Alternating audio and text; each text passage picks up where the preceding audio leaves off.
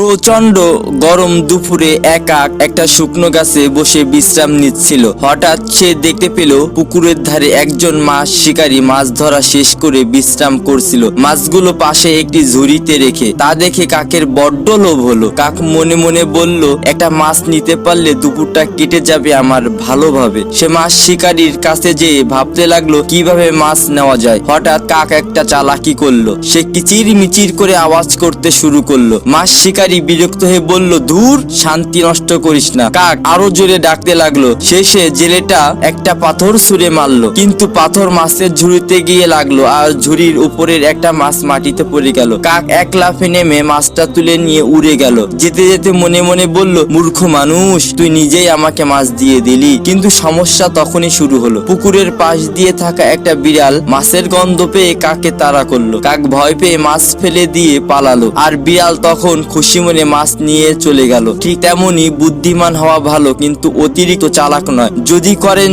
বেশি চালাকি, তখন বুঝবেন দিন গেলে তার জ্বালা।